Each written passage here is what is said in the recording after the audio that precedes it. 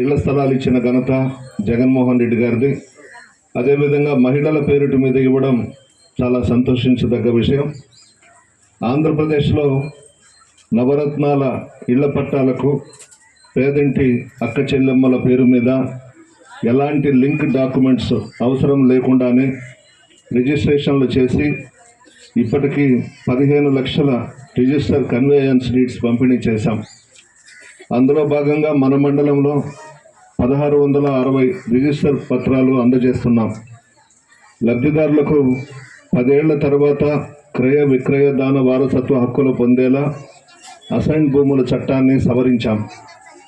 అక్క చెల్లెమ్మల సొంత ఇంటి కల నెరవేరుస్తుంటే చంద్రబాబు అడ్డుకుని 1191 కేసులు వేయడం జరిగింది కోర్టులో, మీకు ఇళ్ల స్థలాలు ఇవ్వకూడదని. అందువల్ల చాలా వరకు జాప్యం జరిగింది. మరలా మనం కౌంటర్ దాఖలు చేసి కోర్టులో మన ప్రభుత్వానికి సంబంధించిన లాయర్లందరూ కూడా పరిస్థితులంతా తెలియజేసి మనకు అనుకూలంగా వచ్చిన తర్వాత మనం ఇళ్ల స్థలాలన్నీ కూడా ఇచ్చాం. ప్రజల ఆశీస్సులు, దేవుని దయతో ఈ కోర్టు కేసులన్నీ కూడా అధిగమించి ఫోర్జరీ ట్యాంపర్ చేయడానికి ఆస్కారం లేని రిజిస్టర్ పత్రాలు ఈరోజు మీకు అందజేస్తూ ఉన్నాం. ఒక్కసారి ఆలోచించండి, తెలుగుదేశం ప్రభుత్వం అధికారంలో ఉన్నప్పుడు మీరందరూ కూడా ఇళ్ల స్థలాలు కావాలని తిరిగారు, కాళ్ళు ఎరిగిపోయేటట్టు తిరిగారు, ఎక్కడా కూడా స్పందన లేదు. జగన్మోహన్ రెడ్డి గారు పాదయాత్రలో మేనిఫెస్టోలో పెట్టడం జరిగింది,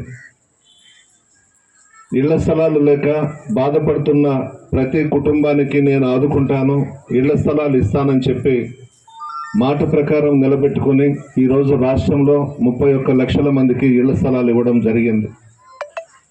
ఉత్త పట్టాలే మీ చేతుల్లో పెట్టకుండా రిజిస్ట్రేషన్ కూడా చేయించి పూర్తి హక్కులు మీకు కలిగే విధంగా చేసిన భారతదేశంలో ఏ ముఖ్యమంత్రి అయినా ఉన్నారు అనంటే ఒక జగన్మోహన్ రెడ్డి గారు మాత్రమే. మామూలుగా రిజిస్ట్రేషన్ చేయాలనంటే 25,000 ఖర్చు అవుతుంది. ₹1 కూడా ఖర్చు పెట్టకుండా, మీ చేత పెట్టనివ్వకుండా మీకు రిజిస్టర్ చేసి ఈరోజు ఆ డాక్యుమెంట్స్ అన్నీ కూడా మీకు ఇస్తా ఉన్నాం. 2 నెలల్లో ఎలక్షన్స్ రాబోతూ ఉన్నాయి. 4 సంవత్సరాల 9 నెలలు అయింది మన ప్రభుత్వం అధికారంలోకి వచ్చి. ఇక్కడ అందరూ మహిళలే ఉన్నారు కాబట్టి మీరందరూ కూడా ఒక్కసారిగా మీ మనస్సాక్షిగా మీ గుండె మీద చెయ్యి వేసుకొని ఆలోచించండి. మీరెవరు కూడా 33 పథకాలు పెట్టమని చెప్పలేదు. రాష్ట్రంలో ఆర్థిక పరిస్థితులు బాగలేకపోయినా 2,75,000 కోట్లు విజయవాడలో బటన్ నొక్కి నేరుగా మీ ఖాతాల్లో వేసిన ముఖ్యమంత్రి జగన్మోహన్ రెడ్డి గారు. మీరు అడగలేదు, మా కుటుంబానికి ఇంత ఆర్థిక సహాయం చేయమని అడగలేదు. గతంలో చాలామంది ముఖ్యమంత్రులు చేసినా మన ముఖ్యమంత్రి గారు చేసిన విధంగా ఎవరు కూడా చేయలేదు. ఈరోజు వాలంటీర్స్ వ్యవస్థ పనిచేస్తుంది, అంతా కూడా పసిబిడ్డలు, బాయ్స్ కానీ ఆడపిల్లలు కానీ. పెన్షన్ చెప్పాం, 3,000 చేస్తాం విడతల వారీగా అని చెప్పాం. మొన్న జనవరి 1 నుంచి మీకు 3,000 అందిస్తూ ఉన్నాం. ఉదయం 4:30-5 గంటలకు వచ్చి వాలంటీర్స్ మిమ్మల్ని నిద్రలేపి పెన్షన్ మీ చేతిలో పెడుతున్నారు. గతంలో చంద్రబాబు ముఖ్యమంత్రిగా ఉన్నప్పుడు ఆఫీసుల చుట్టూ తిరిగి ఉదయం 10 గంటలకు ఆఫీసుకు వెళ్తే సాయంత్రం 5 దాకా కూర్చోబెట్టి మంచినీళ్ళు కూడా ఇవ్వకుండా పంపించేవాళ్ళు. ఈరోజు మీరు ఆఫీసులకు వెళ్లకుండానే మీ ఇంటికే తీసుకొచ్చి పెన్షన్ అందజేస్తూ ఉన్నారు. సచివాలయ వ్యవస్థ తీసుకొచ్చాం. గ్రామ స్థాయి నుంచి పరిపాలన ఉండాలని మీరు మండల హెడ్ క్వార్టర్స్కో జిల్లా హెడ్ క్వార్టర్స్కో పోని అవసరం లేకుండా గ్రామ స్థాయి నుంచి పరిపాలన ఉండాలని సచివాలయ వ్యవస్థ తీసుకొచ్చి ఈరోజు అన్ని పనులు కూడా మన గ్రామాల్లోనే మనం చేసుకుంటా ఉన్నాయి. జగన్మోహన్ రెడ్డి గారిని ఓడించాలంట, ఇంట్లో కూర్చోబెట్టాలంట, వాళ్ళ అధికారంలోకి రావాలంట. చంద్రబాబు ఒక పక్క, పవన్ కళ్యాణ్ ఒక పక్క, భారతీయ జనతా పార్టీ ఒక పక్క, కాంగ్రెస్ పార్టీ ఒక పక్క. ఇంకా సిపిఎం సిపిఐ గురించి మనం అనుకోబడలేదు. తెలుగుదేశం జనసేన ఒకటైనారు. ఇంకా పవన్ కళ్యాణ్ సంగతి మీకు అందరికీ తెలుసు, ఇప్పటికే 5 పెళ్ళిళ్ళు చేసుకొని ఉన్నాడు ఆయన. చంద్రబాబు దగ్గర కూడా ఈ మధ్యనే తాలిబొట్టు కట్టించుకొని 6వ భార్యగా చంద్రబాబు దగ్గర ఉన్నాడు. ఆయన బ్రతుకది. వాళ్ళిద్దరూ కలిసి ఏకమై వస్తున్నారు మీ వద్దకు. బీజేపీని కూడా కలుపుకునేదానికి ప్రయత్నాలు చేస్తూ ఉన్నారు. బహుశా కలవచ్చేమో 2-3 రోజుల్లో.